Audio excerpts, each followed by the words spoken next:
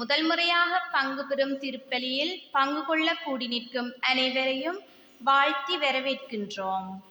நம்பிக்கையின் பயணிகளாக பயணிக்கும் ஜூப்ளி ஆண்டிலே சிறார்கள் இயேசுவை பெற்றுக்கொள்ள கூடி நிற்கின்றார்கள். இந்த மகிழ்ச்சி தினத்திலே இவர்களுக்காக வேண்டுதல் செய்யவும் அவர்களது பெற்றோர்கள் உறவுகளுக்காகவும் எம்மை வழிநடத்தும் பங்கு தந்தை மற்றும் அருட்தந்தை மற்றும் அருட்சகோதரிகள் அனைவருக்காகவும் வேண்டுதல் செய்வோம். நற்கருணையை இவர்கள் எப்பொழுதும் ஆவலுடன் பெற்றுக்கொள்ளவும் ஆன்மீகம் இறைபக்தியில் வளரவும் கல்வியில் முன்னேறவும் வரம் கேட்டு தொடரும் இத்திருப்பலியில் பக்தியுடன் இணைந்து கொள்வோம்.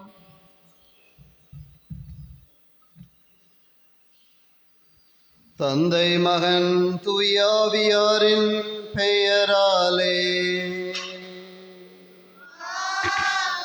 நம் ஆண்டவர் இயேசு கிறிஸ்துவின் அருளும் கடவுளின் அன்பும் தூயாவியாரின் நட்புறவும் உங்கள் அனைவரோடும் இருப்பதாக.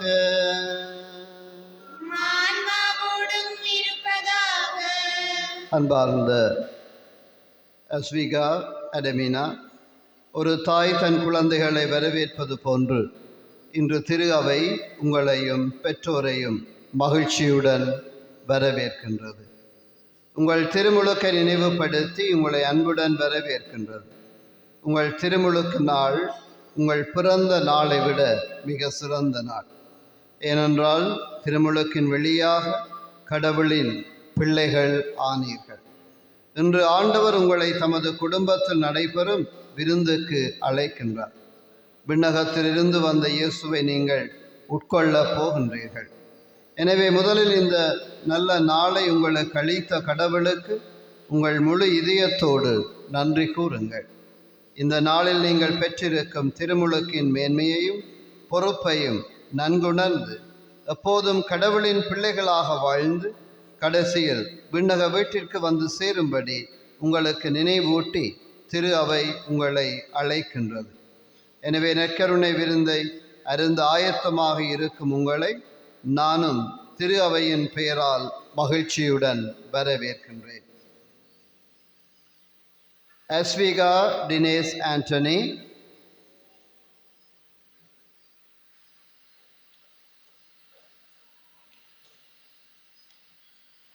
Adamina Mamans Denin,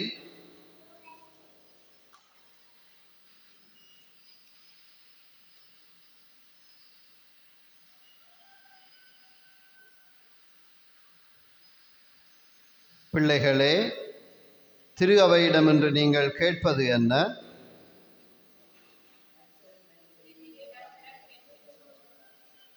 அதில் நீங்கள் பெறுவது என்ன?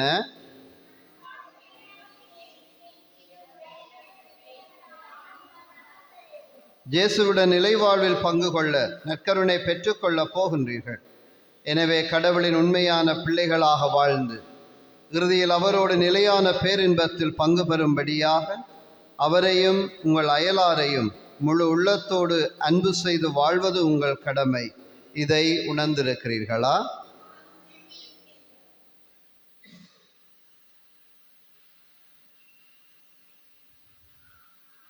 அன்புள்ள பிள்ளைகளே, இயேசுவை எங்கள் இதயங்களில் பெற்று மகிழ்வதற்கு நாங்கள் எங்கள் குற்றங்கள் எல்லாவற்றிற்கும் மன்னிப்பு பெற்றிருக்க வேண்டும். இயேசு எங்கள் அன்பர், இரக்கமுள்ளவர்.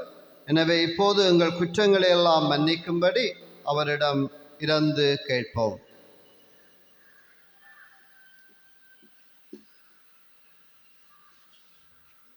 இயேசுவே, நீர் எங்களை நேசிப்பது போல நாங்களும் மற்றவர்களை நேசிக்க வேண்டும் என்று நீர் படிப்பித்திருக்கிறீர். ஆனால் நாங்கள் பலமுறை அப்படி செய்யாது விட்டிருக்கின்றோம். இயேசுவே, எங்களை மன்னித்தருளும். பலமுறை நாங்கள் கடவுளுடைய பிள்ளைகளாக நடக்காது இருந்திருக்கின்றோம். இயேசுவே, அதற்காக நாங்கள் துக்கப்படுகின்றோம். இயேசுவே, இனிமேல் நாங்கள் நல்லவர்களாக இருக்க உதவி செய்தருளும். இயேசுவே, உமது வாழ்க்கையில் எப்படி மற்றவர்களுக்கு உதவி செய்ய வேண்டும் என்று நீர் எங்களுக்கு காட்டியிருக்கிறீர். ஆனால் நாங்கள் உமது முன்மாதிரியை பின்பற்றி நடக்கவில்லை. இயேசுவே, மற்றவர்களுடைய தேவைகளை நாங்கள் கண்டுணர செய்தருளும். இயேசுவே, எப்படி சபிப்பதென்று நீர் எங்களுக்கு படிப்பித்திருக்கிறீர். ஆனால் நாங்கள் பலமுறை சோம்பலினால் சபிக்காதிருந்திருக்கின்றோம். இயேசுவே, எங்கள் பேரில் இரக்கமாயிரும். இயேசுவே, எங்களை போன்ற சின்ன பிள்ளைகளை நேசிப்பதாக நீர் எங்களுக்கு சொல்லியிருக்கின்றீர். ஆனால் நாங்களோ தேவ நற்கருணை இருக்கும் உம்மை சந்திக்க வருவதில்லை. இயேசுவே, நாங்கள் உம்மை எப்போதும் உதவி செய்தருளும். அன்பார்ந்த பிள்ளைகளே, நீங்கள் உங்கள் குற்றங்களுக்காக துக்கப்படுவதையும் இயேசுவை இன்னும் அதிகம் நேசிக்க விரும்புவதை முன்னிட்டு இயேசு மகிழ்ச்சி அடைகின்றார். இயேசுவை தங்கள் அன்பராக கொண்டுள்ள எல்லாருக்கும் உதவி செய்யும்படி எங்கள் தந்தையாகிய கடவுளை மன்றாடுவோம். எங்கள் தந்தையாகிய ஆண்டவரே, இந்த பிள்ளைகளுடன் அவர்களுடைய பெற்றோர், உற்றார், உறவினர், நண்பர்களாகிய நாங்கள் எல்லாரும் உமது திருவிருந்தில் பங்கு பெற இங்கே வந்துள்ளோம். உமது மாபெரும் அன்பை நாங்கள் பட்டறியும் பொருட்டு எங்கள் குற்றங்களை மன்னித்து இதயங்களை தூய்மைப்படுத்தியருளும். எங்கள் ஆண்டவராகிய கிறிஸ்து வழியாக உம்மை மன்றாடுகின்றோம்.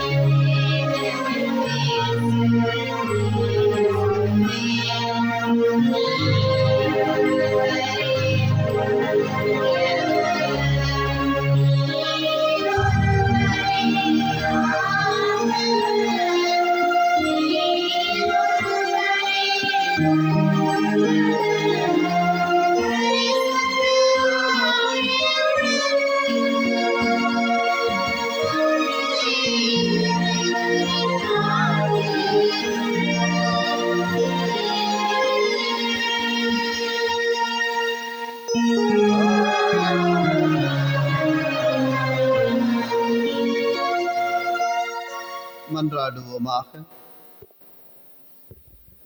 முதல் எங்கள் மீது அன்பு கூர்ந்த இறைவா, உம்முறை மகனின் சாவினாலும் உயிர்ப்பினாலும் எங்களை மீட்டருளினீர். அதை நம்பி அருளடையாளங்களின் வழியாக அறிக்கையிடும் நாங்கள் உமது மீட்பு தொடர்ந்து வளர்ச்சி உறுவதை எங்களுள் கண்டுணரும் வரத்தை அருள்வீராக. உம்மோடு தூயாவியாரின் ஒன்றை பிளறிவனாய் என்றென்றும் வாழ்ந்து ஆட்சி செய்கின்ற எங்கள் ஆண்டவரமும் திருமகனும் ஆகிய இயேசு கிறிஸ்து வழியாக உம்மை மன்றாடுகின்றோம்.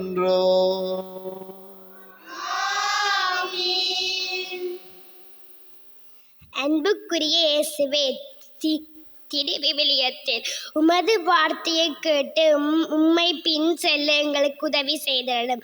முதல் வாசகம் திருத்தூதரான தூய பவுல் கொரிந்து நகரின் கிறிஸ்தவர்களுக்கு எழுதிய திருமுகம் ஒன்றில் இருந்து எடுக்கப்பட்டுள்ளது. இதில் அவர் நற்கருணை உட்கொள்கின்ற நாங்கள் எல்லோரும் இயேசுவின் வாழ்வில் பங்கு கொள்கின்றோம். ஆதலால் நாங்கள் ஒரே குடும்பம் போல் ஒற்றுமையாக இருக்க வேண்டும் என்று சொல்கின்றார். தூதரான தூய பவுல் கொரிந்தியருக்கு எழுதிய முதல் திருமுகத்தில் இருந்து வாசகம். சகோதர சகோதரிகளே, கடவுளை போற்றி திருக்கிண்ணத்திலிருந்து பெறுகிறோமே, அது கிறிஸ்துவின் இரத்தத்தில் பங்கு கொள்ளுதல் அல்லவா. அப்பத்தை பிட்டு உண்ணுகிறோமே, அது கிறிஸ்துவின் உடலில் பங்கு கொள்ளுதல் அல்லவா. அப்பமொன்றே ஆதலால் நாம் பலராயினும் ஒரே உடலாய் இருக்கின்றோம்.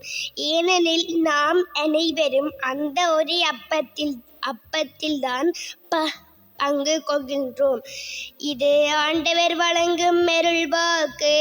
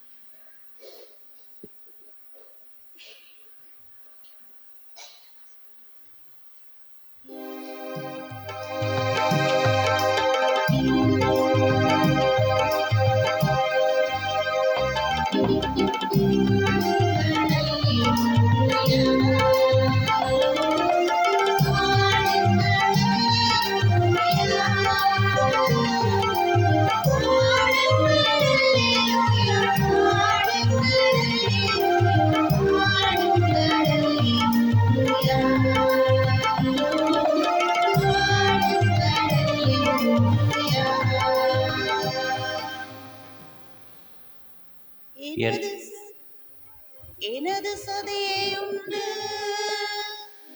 இரத்தத்தை குடிப்போர் என்னோடு இணைந்திருப்பர், நானும் அவர்களோடு இணைந்திருப்பேன்.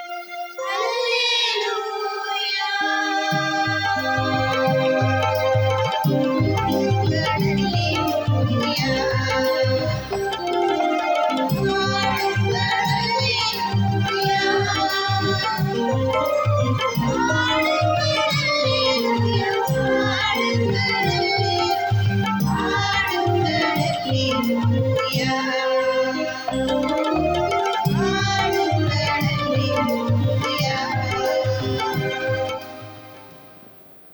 ஆண்டவர் உங்களோடு இருப்பாராக.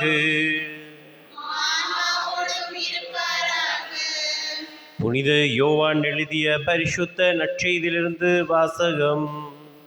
ஆண்டவரே, மாட்சி உமக்கே. புனித யோவான் எழுதிய நற்செய்தி அதிகாரம் 6 திருவசனங்கள் 51 தொடங்கி 58 முடிய.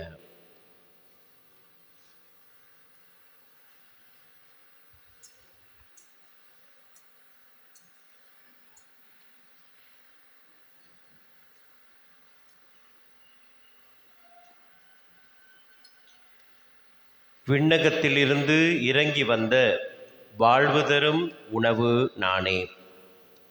இந்த உணவை எவராவது உண்டால் அவர் என்றுமே வாழ்வர். எனது சதையை உணவாக கொடுக்கிறேன், அதை உலகு வாழ்வதற்காகவே கொடுக்கிறேன். நாம் உண்பதற்கு இவர் தமது சதையை எப்படி கொடுக்க இயலும் என்ற வாக்குவாதம் அவர்களிடையே எழுந்தது. இயேசு அவர்களிடம், உறுதியாக உங்களுக்கு சொல்கிறேன், மானிட மகனுடைய சதையை உண்டு அவருடைய இரத்தத்தை குடித்தால் ஒழிய நீங்கள் வாழ்வு அடைய மாட்டீர்கள். எனது சதையை உண்டு என் இரத்தத்தை குடிப்பவர் நிலை வாழ்வை கொண்டுள்ளார். நானும் அவரை இறுதி நாளில் உயிர்த்தெழச் செய்வேன். எனது சதை உண்மையான உணவு, எனது இரத்தம் உண்மையான பானம். எனது சதையை உண்டு எனது இரத்தத்தை குடிப்போர் என்னோடு இணைந்திருப்பர், நானும் அவர்களோடு இணைந்திருப்பேன். வாழும் தந்தை என்னை அனுப்பினார், நானும் அவரால் வாழ்கிறேன். அதுபோல் என்னை உண்போரும் என்னால் வாழ்வர். விண்ணகத்திலிருந்து இறங்கி வந்த உணவு இதுவே. இது நம் முன்னோர் உண்ட உணவு போன்றது அல்ல. அதை உண்டவர்கள் இறந்து போனார்கள். இவ்வுணவை உண்போர் என்றும் வாழ்வர். இது கிறிஸ்து வழங்கும் வாழ்வு தரும் நற்செய்தி.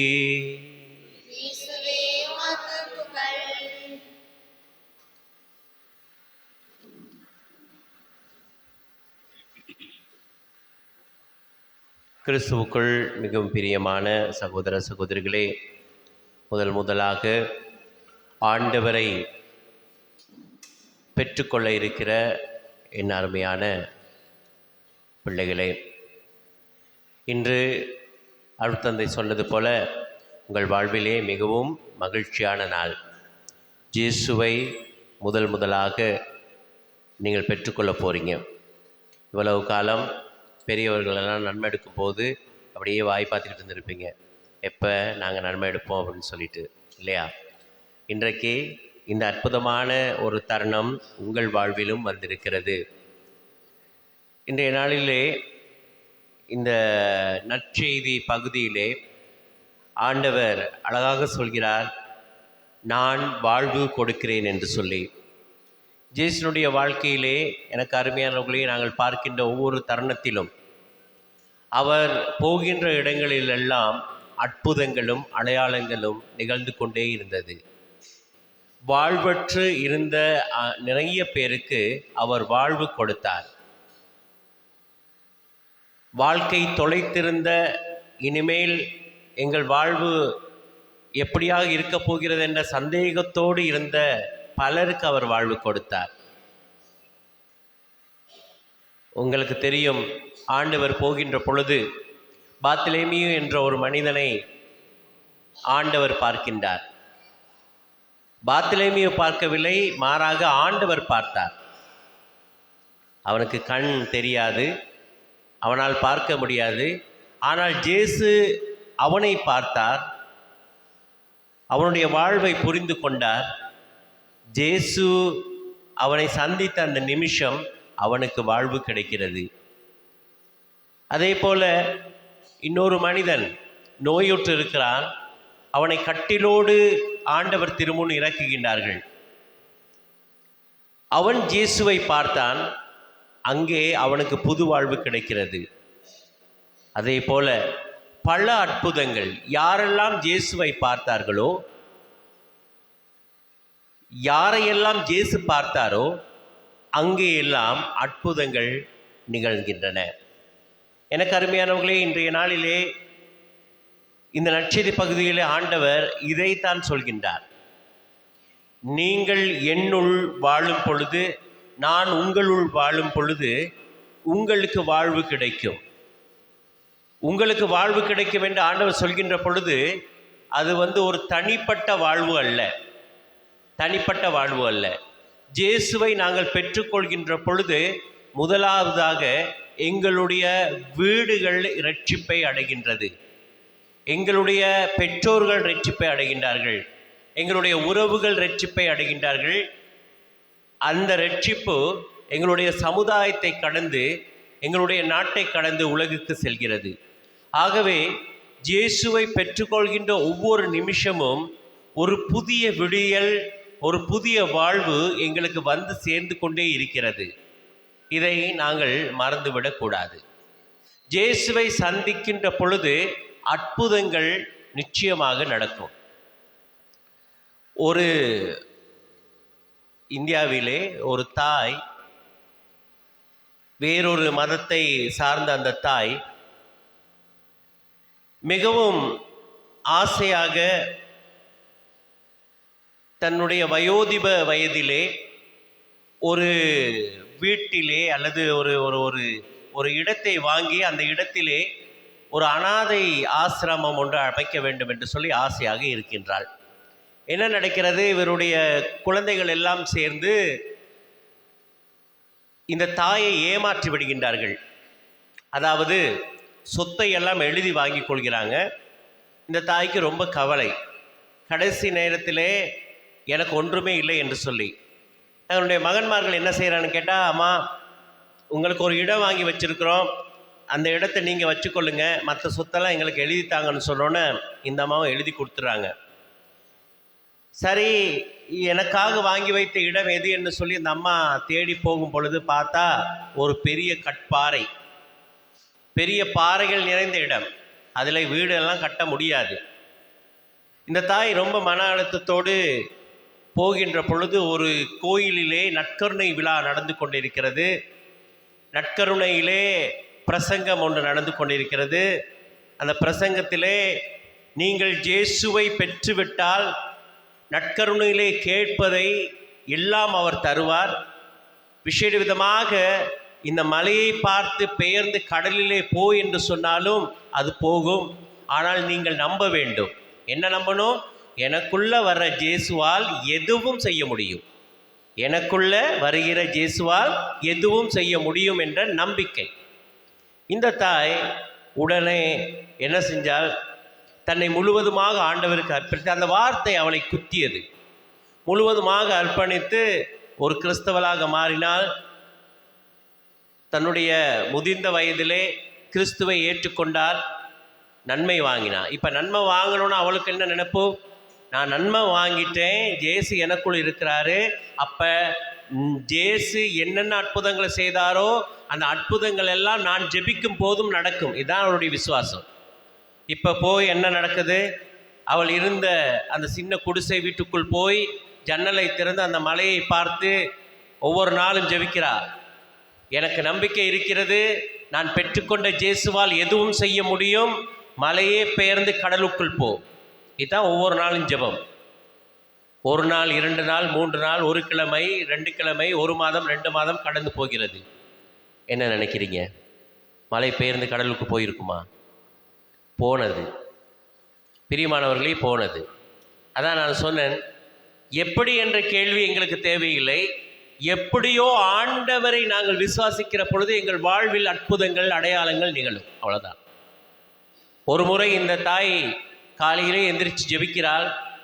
ஜெபித்த பிற்பாடு அவள் தன்னுடைய காலை உணவை அருந்தி கொண்டிருக்கும் பொழுது சில அதிகாரிகள் வருகிறார்கள். அம்மா, இந்த இடம் யாருடையது? என்னுடைய தான் சாமி. சரி, எங்களுக்கு ஆபர் கட்ட, துறைமுகத்தை விருத்தி செய்ய எங்களுக்கு கற்கள் தேவை. இதுதான் துறைமுகத்துக்கு மிக பக்கமாக அண்மையில் இருக்கிற இடம். இதில் உள்ள கற்களை நாங்கள் உடைத்து கொள்ளலாமா? அம்மா சொல்கிறாங்க, தாராளமாக எடுத்துக்கோங்க சாமி, உங்களுக்கு அதற்கான பணத்தை தந்து விடுகின்றோம். பணமெல்லாம் எங்களுக்கு வேணாம், இந்த இடத்துல ஒரு ஆசிரமம் வேண்டும் அனாதை பிள்ளைகளுக்கு. பிரியமானவர்களே, 3 மாதத்துக்குள் அங்கே இருந்த கற்கள் எல்லாம் உடைக்கப்பட்டது. துறைமுகம் எங்கே கட்டுவாங்க? துறைமுகம் எங்கே கட்டுவாங்க? கடலில் தான் கட்டுவாங்கல்ல. துறைமுகம் வந்து கடற்கரையில் கடலில் தான் கட்டுவாங்க. இந்த கற்கள் எல்லாம் உடைக்கப்பட்டு பெயர்க்கப்பட்டு சென்றது கடலிலே. எங்களுக்குள் வரும் ஆண்டவர், எங்களுக்குள் வாசம் செய்கிற இயேசுவால் செய்ய முடியாதது எதுவுமே இல்லை. எனக்கு அருமையானவர்களே, இதை எங்கள் பிள்ளைகளுக்கு ஊட்ட வேண்டும். இந்த நம்பிக்கையை ஊட்ட வேண்டும். ஆண்டவர் இயேசுவை பெற்றுக்கொள்வது ஏதோ ஒரு சம்பிரதாயமாக மாறிக்கொண்டிருக்கின்றது உலகிலே. அவரை பெற்றுக்கொள்கின்ற பொழுது அற்புதங்கள் நடக்கும் என்பதனை பெற்றோர்களும் ஞான பெற்றோர்களும் இந்த பிள்ளைகளுக்கு ஊட்ட வேண்டும். பெரியோர்களாக இருக்கிற நாங்கள் இந்த பிள்ளைகளுக்கு ஊட்ட வேண்டும். இது உண்மையிலுமே ஒரு சடங்கல்ல, மாறாக இதன் மூலமாக அற்புதங்கள், அடையாளங்கள் எங்கள் வாழ்க்கையில் நடக்கும் என்பதனை ஊட்ட வேண்டும். அன்று ஆதி பெற்றோர் தங்களுடைய பாவத்தினாலே கட்டிக்கொண்ட அந்த பாவத்திற்கு பரிகாரமாக ஆண்டவர் தன்னையே அர்ப்பணிக்கின்றார். அவர்களுக்கு ஒரு உடை கொடுக்கப்பட்டது, எங்களுக்கு தெரியும். என்ன? அவர்கள் பாவம் செய்த பிற்பாடு இலைக்குலைகளோடு போக புறப்படுகின்ற பொழுது தொடக்க நூல் 3:21 நாங்கள் வாசிக்கிறோம். ஆண்டவர் சொல்கிறார், நீ இந்த இலைக்குலைகளோடு போக வேண்டாம், இதோ தோளால் ஆடை என்று சொல்லி தோளால் ஆடையை கொடுக்கிறார். தோல் ஆடை கொடுப்பதற்கு ஒரு மிருகம் பலியிடப்பட வேண்டும். இன்றோ அந்த பாவத்தினுடைய அந்த விளைவினாலே நாங்கள் காப்பாற்றப்பட ஆண்டவரை தன்னையே பலியாக கொடுக்கிறார். அந்த அன்று கொடுத்த தோல் அல்ல, மாறாக ஆண்டவர் தன்னையே கொடுக்கிறார். இதை உணர்ந்தவர்களாக நாங்கள் வாழ வேண்டும். இயேசுவை பெற்றுக்கொள்கிற ஒவ்வொரு நிமிஷமும் எங்களுக்குள் ஏதோ ஒரு மாற்றம் ஏற்படுகிறது. ஆண்டவர் எனக்கு அளித்த அந்த அதிகாரத்தினாலே பிறருக்கு நான் வாழ்வு கொடுக்கிற மனிதனாக வாழ வேண்டும். என்னுடைய வார்த்தைகளினாலே, என்னுடைய செயலினாலே, நான் பேசுகின்ற ஒவ்வொரு சொல்லும் பிறருக்கு வாழ்வு கொடுக்க வேண்டும். என்னுடைய வாழ்க்கை மற்றவர்களுக்கு ஒரு எடுத்துக்காட்டாக மாற வேண்டும். அதுதான் உண்மையாக நான் கிறிஸ்துவை பெற்றுக்கொண்டேன் என்பதன் அர்த்தம். நான் கிறிஸ்துவை பெற்றுக்கொண்டேன் என்று சொன்னால் இதுவரை வாழ்ந்த வாழ்க்கையை விட இனிமேல் வாழப்போகிற வாழ்க்கையிலே மாற்ற வேண்டும். எனக்கு அருமையானவர்களே, காலையிலிருந்து நான் வாழ்ந்த வாழ்க்கையை விட கிறிஸ்துவை பெற்றுக்கொண்ட அந்த நிமிஷம் எனக்குள் மாற்றங்கள் வேண்டும். இதை எங்கள் பிள்ளைகளுக்கு கொஞ்சம் கொஞ்சமாக சொல்லிக் கொடுக்க வேண்டும். இது வெறுமனே ஒரு சடங்கல்ல, இது வெறுமனே ஒரு கொண்டாட்டம் மட்டுமல்ல, வெறுமனே விருந்து மட்டுமல்ல. இது வாழ்வு தருகின்ற ஒரு சடங்கு, பிறருக்கு வாழ்வு கொடுக்கின்ற ஒரு அழைப்பு என்பதனை எங்கள் பிள்ளைகளுக்கு சொல்லிக் கொடுக்க வேண்டும். ஆகவே தொடர்ந்து ஜெபிப்போம். நாங்களும் இந்த வார்த்தையில் உறுதி பெறுவோம். கிறிஸ்துவை பெற்றுக்கொள்வது வெறும் ஒரு சடங்கு மாத்திரம் அல்ல என்பதனை நாங்கள் உணர்வது மாத்திரமல்லாமல் இந்த பிள்ளைகளுக்கும் சொல்லிக் கொடுக்க வேண்டவர்களாக வாழும் வரத்தை இன்றைய நாளில் விசேடமாக கேட்டு ஜெபிப்போம். ஆண்டவர் உங்கள் ஒவ்வொருவரையும் நிறைவாய் ஆசீர்வதிப்பாராக. தந்தை, மகன், தூய ஆவியின் பெயராலே ஆமென்.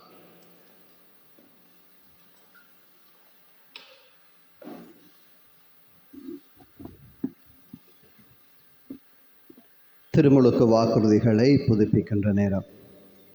அன்பார்ந்த பிள்ளைகளே, நீங்கள் இப்பொழுது உங்கள் திருமுழுக்கு வாக்குறுதிகளை புதுப்பித்து உங்கள் நம்பிக்கையை உறுதிப்படுத்த போகின்றீர்கள். திருமுழுக்கு பெறும்போது உங்களிடம் கேட்ட கேள்விகளுக்கு உங்கள் ஞான தாய் தந்தையர் வழியாக பதிலளித்தீர்கள். இன்று திரு அவை தாய் உங்களிடம் அதே கேள்விகளைத்தான் கேட்கிறார். இப்பொழுது நீங்கள் பதில் சொல்லக்கூடியவர்களாய் இருப்பதனால் உங்கள் முழு இதயத்தோடும் உங்கள் முழு மனதோடும் நீங்களே வாக்குறுதி கொடுக்க வேண்டும். எனவே உள்ளன்போடும் உறுதியோடும் பதில் சொல்லுங்கள். கடவுளின் பிள்ளைகளுக்குரிய உரிமையுடன் வாழ நீங்கள் பாவத்தை விட்டு விடுகிறீர்களா? பாவம் உங்கள் மீது ஆட்சி செய்யாதிருக்க நீங்கள் தீய கவர்ச்சிகளை விட்டு விடுகிறீர்களா? பாவத்திற்கு காரணனும் தலைவனுமாகிய சாத்தானை விட்டு விடுகிறீர்களா? அன்பார்ந்த பெற்றோர்களே, இன்று நற்கருணையில் இயேசுவை முதல் தடவையாக உட்கொள்ளப் போகும் குழந்தைகளை பெற்றெடுத்தவர்கள் நீங்கள். இன்று உங்களுக்கு இது பாக்கியமான நாள். இறைவன் உங்களிடம் இக்குழந்தைகளை ஒப்படைத்து அவரது உண்மையான பிள்ளைகளாக உருவாக்கும் பொறுப்பை அளித்திருக்கிறார். அவர்களுக்கு உலக அறிவை மூட்டி வளர்க்க வேண்டும் என்று விரும்புகின்றார். நீங்கள் இந்த குழந்தைகளுக்கு திருமுழுக்கு கொடுக்கவும் புது நன்மை கொடுக்கவும் நல்ல ஆர்வத்தை காட்டி ஒத்துழைப்பது போல் தொடர்ந்து நீங்கள் ஒழுக்கத்திலும் நம்பிக்கையிலும் அவர்களுக்கு மாதிரியாக இருந்து வழிகாட்டவும் நல்ல கிறிஸ்தவ வாழ்க்கைக்கு தேவையான சூழ்நிலையை அமைத்து கொடுக்கவும் ஆர்வத்துடன் ஒத்துழைக்க வேண்டும். அப்போதுதான் அவர்களை பெற்று வளர்ப்பதனால் உள்ள பலனை அனுபவிக்க முடியும். எனவே உங்கள் பொறுப்பை உணர்ந்து உங்கள் நம்பிக்கை அவர்களுக்கு உறுதுணையாக இருக்கும் என்பதை வெளிப்படுத்தும் பொருட்டு பிள்ளைகளோடு சேர்ந்து உங்கள் நம்பிக்கையை உறுதிப்படுத்தி கொள்ளுங்கள். விண்ணகமும் மண்ணகமும் படைத்த எல்லாம் வல்ல தந்தையாகிய கடவுளை நம்புகின்றீர்களா? அவருடைய ஒரே மகனும் கன்னிமரியாவிடமிருந்து பிறந்து பாடுபட்டு அடக்கம் செய்யப்பட்டு இறந்தோரிடமிருந்து உயிர் தெழுந்து தந்தையின் வலப்பக்கம் வீற்றிருக்கின்றவருமாகிய நம் ஆண்டவர் இயேசு கிறிஸ்துவை நம்புகின்றீர்களா? தூய ஆவியாரையும் புனித கத்தோலிக்க திரு அவையையும் புனிதர்களுடைய சமூக உறவையும் பாவ மன்னிப்பையும் உடலின் உயிர்ப்பையும் நிலை வாழ்வையும் நம்புகின்றீர்களா? நற்கருணை இயேசு கிறிஸ்துவின் திரு உடலையும் திரு இரத்தத்தையும் உட்கொள்ளுகிறீர்கள் என்று நம்புகிறீர்களா? நற்கருணை இயேசு கிறிஸ்து ஆன்மாவோடும் உடலோடும் இரத்தத்தோடும் இறை சாயலோடும் உண்மையாகவே இருக்கிறார் என்பதை நம்புகின்றீர்களா? எல்லாம் வல்ல ஆண்டவர் நீங்கள் கொடுத்த இந்த வாக்குறுதிகளை என்றும் பிரமாணிக்கமாய் காப்பாற்ற அருள் புரிவாராக. அன்புமிக்க சகோதர சகோதரிகளே, சிறுவர்களிடம் வரவிடுங்கள் என்று அன்புடன் அழைத்து ஆண்டவரின் திரு உடலை முதல் முறையாக உண்ணப்போகும் அஸ்விகா அடமினா ஆகிய சிறுவர்களுக்காக நாங்கள் இறை தந்தையிடம் மன்றாடுவோம். கிறிஸ்துவின் திருவுடலை முதல் முறையாக உட்கொள்ளும் சிறுவர்களாகிய நாம் இவ்விண்ணக அப்பத்தை அருந்த எப்பொழுதுமே ஆதல் கொண்டிருக்க வேண்டும் என்று ஆண்டவரே உம்மை மன்றாடுகின்றோம். ஆண்டவரே எங்கள் மன்றாட்டை கேட்டருளும். பெற்றோரும் ஆசிரியர்களும் எங்களின் ஆன்ம வாழ்வில் எப்பொழுதும் அக்கறை கொண்டவளாய் இருக்க வேண்டும் என்று ஆண்டவரே உம்மை மன்றாடுகின்றோம். ஆண்டவரே எங்கள் மன்றாட்டை கேட்டருளும்.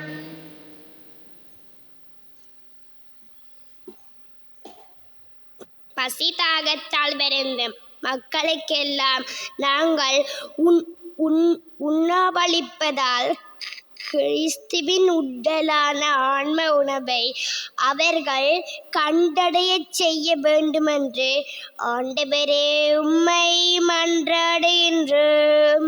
ஆண்டவரே எங்கள் மன்றாட்டை கேட்டருளும்.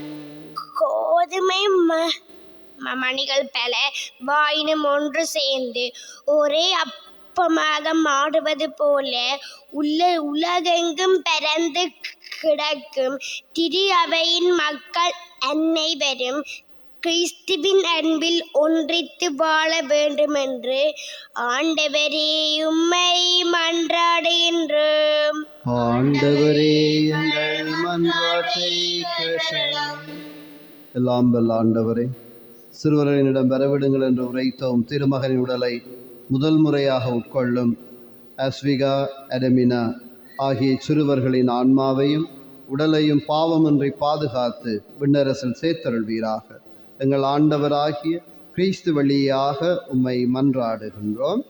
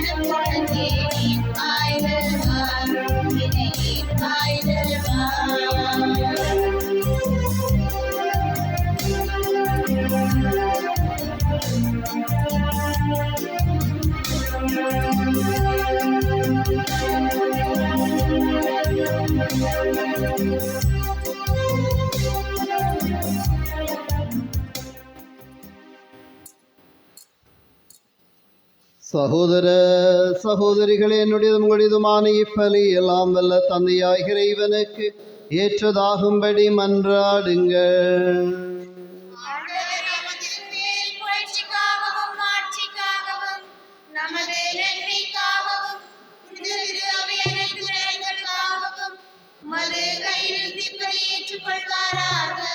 இரக்கமுள்ள ஆண்டவரே, எங்கள் மீட்பின் நினைவு சின்னமாகிய திருப்பலியை நாங்கள் ஒப்புக் கொடுத்து உமது இரக்கத்தை கெஞ்சி கேட்கின்றோம். உமது பரிவன்பின் இந்த அருட்சாதன ஒற்றுமையின் அடையாளமாகவும் அன்பின் பிணைப்பாகவும் எங்களுக்கு அமைய வேண்டுமென்று எங்கள் ஆண்டவராகிய கிறிஸ்து வழியாக உம்மை மன்றாடுகின்றோம். ஆண்டவர் உங்களோடு இருப்பாராக. இதயங்களை மேலே எழுப்புங்கள். நம் இறைவனாகிய ஆண்டவருக்கு நன்றி கூறுவோம். அன்புமிக்க எங்கள் தந்தையே இறைவா, நீரங்களை அன்பு செய்கிறேன். எனவே நாங்கள் உமக்கு நன்றி செலுத்துவதிலும் உம்மை புகழ்வதிலும் மகிழ்ச்சி அடைகின்றோம்.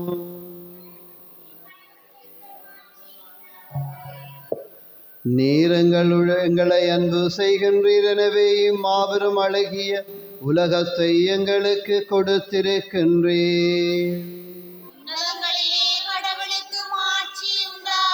நீர் எங்களை அன்பு செய்கிறீர். எங்களை உம்மிடம் அழைத்து வரவும் திருமகன் இயேசுவை அனுப்பினீர்.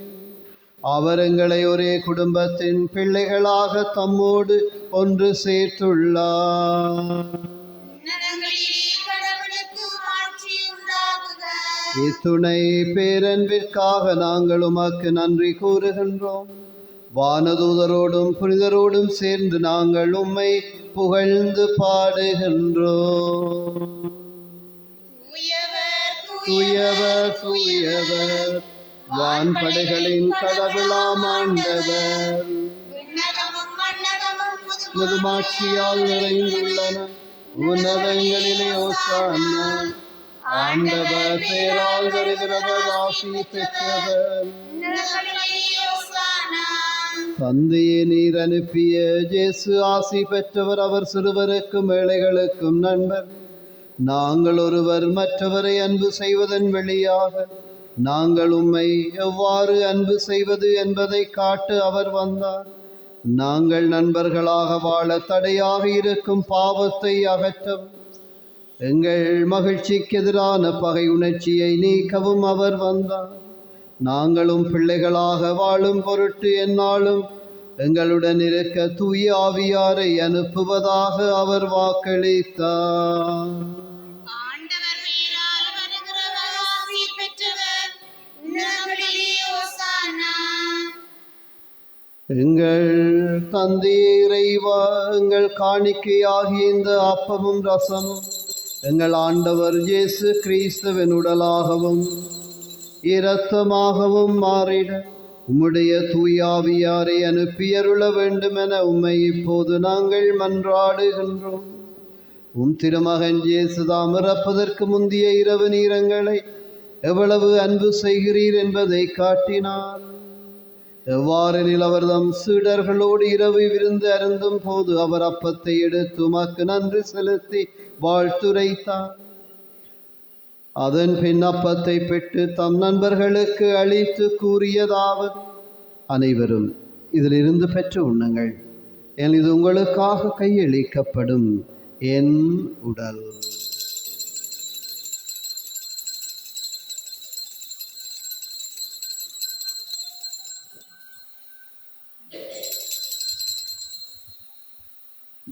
இரவு விருந்து அருந்திய பின் இயேசு திராட்சை ரசம் நிறைந்த கிண்ணத்தை எடுத்து உமக்கு நன்றி செலுத்தினார். அதை தம் நண்பர்களுக்கு அளித்து கூறியதாவது: அனைவரும் இதிலிருந்து பெற்று பருகுங்கள், ஏன் இது புதிய நிலையான உடன்படிக்கைக்குரிய இரத்தத்தின் கிண்ணம். இது பாவ மன்னிப்புக்கென்று உங்களுக்காகவும் பலருக்காகவும் சிந்தப்படும். பின்னர் இயேசு அவர்களிடம் சொன்னதாவது: இதை என் நினைவாக செய்யுங்கள்.